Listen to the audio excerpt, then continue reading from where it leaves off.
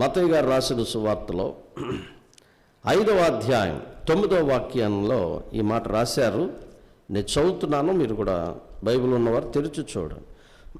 సమాధానపరచువారు ధన్యులు, వారు దేవుని కుమారులు అనబడుదురు.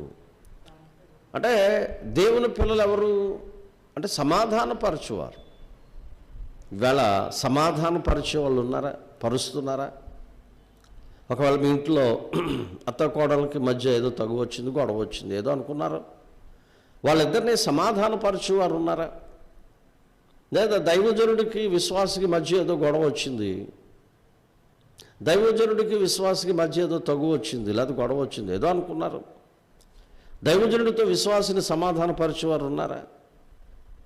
కానీ మీ పాస్టర్ గారు అంతా అమ్మని చెప్పి విశ్వాసిని పక్క పాస్టర్ గారు తీసుకెళ్ళాలి, చర్చిలో కూర్చోబెట్టుకుంటాడు. ఆ పాస్టర్ గారితోనూ ఆ విశ్వాసతోనూ సమాధానపరిచేవాడు కదా దేవుని బిడ్డలంటే, దేవుని సొత్తు అంటే. నా విశ్వాసం తీసుకెళ్ళి పక్క సంఘంలో కూర్చోబెట్టుకుని ఆ అమ్మాయికి విషబీజాలు నాటేటువంటి ఆ దైవజనుడు దేవుని కుమారుడు ఎలాగవుతాడో, లేదా వాళ్ళ విశ్వాసం తీసుకొచ్చి నా మందిరంలో కూర్చోబెట్టుకుని ఆ విశ్వాసికి ఆ దైవజనుడి మీద విషబీజాలు నాటేటువంటి నేను దేవుని కుమారుడిని ఎలాగవుతాను? అది నేను అవ్వచ్చు, నువ్వు అవ్వచ్చు, ప్రపంచంలో ఎవరైనా అవ్వచ్చు. సమాధానపరచటం అనేది క్రైస్తవ ధర్మం. ఆ బీజం నీలో ఉంటే నేను చదువుతాను చూడు. కీడు ఉండుడి 18, సఖ్యమైతే మీ చేతనైనంత మట్టుకు సమస్త మనుషులతో సమాధానముగా ఉండుడి. కీడుకు ప్రతి కీడు ఎవరికి చేయకూడదు. యేసు ప్రభుకి కీడు చేశారు, యేసు ప్రభు ప్రతి కీడు చేయలేదు.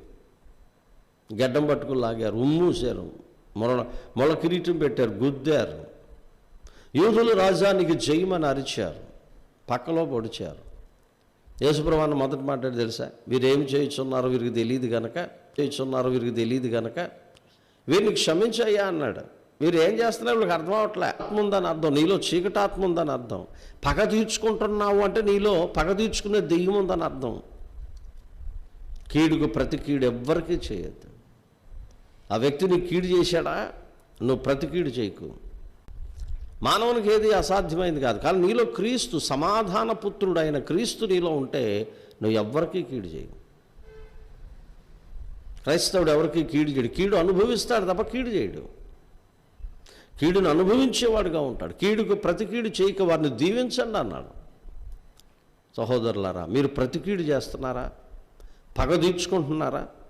మనిషిని కించపరుస్తున్నారా? సూటిపోటి మాటలతో ఆ మనిషిని గాయపరుస్తున్నావా? అలాగైతే నువ్వు దేవుని బిడ్డ వెలగవుతావు, నువ్వు దేవుని కుమార్తె వెలగవుతావు, దేవుని కుమారుడు వెలగవుతావు.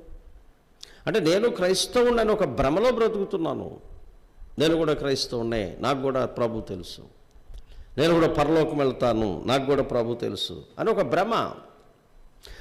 ఒక భ్రమలో నువ్వు ఉన్నావు తప్ప నీలో క్రీస్తు ప్రేమ లేదు, నీలో దేవుని వాక్యం లేదు.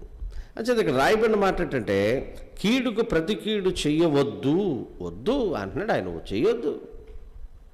సఖ్యమైతే అందరితోనూ సమాధానంగా ఉండు. ఎందుకు సార్ పొద్దునెళ్ళి సాయంత్రం దాకా ప్రార్థనలు చేస్తాం, ఫాస్టింగ్ ప్రేయర్లు మనయే, రేపటి నుంచి మళ్ళీ బుధవారం 40 days ప్రేయర్స్. మంచిది, తప్పనంట్లే. ప్రార్థన చేసుకోవాలి, బైబిల్ చదవాలా, కానీ వాక్యాన్ని వెంబడించాలి కదా. ఆ అమ్మాయి గంటసేపు ప్రార్థన చేస్తుంది, ఇంటికి వెళ్ళి అత్తగారికి బోవు పెట్టదు, అత్తగారికి భోజనం పెట్టదు, మా అమ్మగారికి భోజనం పెట్టదు, కనీసం అత్తగారిని ప్రేమించదు. ఆ అమ్మ గంటసేపు ప్రార్థన చేస్తుంది, ఇంటికి వెళ్ళిన తర్వాత కోడల్ని తిడతా ఉంటుంది, కట్నం తేలది అని ఏదో మాటల తర్వాత ఆ అమ్మాయిని బాధ పెడద్ది. అంటే నీ కోడలతో నీకు సమాధానం లేనప్పుడు నువ్వు దేవుని కుమార్తెని ఎలా అనిపించుకుంటావు? నీలో దేవుడు లేడు, క్రీస్తు లేడు, వాక్యం లేదు, నీలో దెయ్యం ఉంది. మార్చుకో, మారు మనసు పొందటానికి ఇష్టపడు. ప్రభు, నాలో దెయ్యం ఉంది, నన్ను రక్షించిన ఆయన, నేను వాక్య విరుద్ధంగా ప్రవర్తిస్తున్నాను, నన్ను మన్నించు ప్రభు అని అడుగు. ప్రభు నిన్ను క్షమిస్తాడు.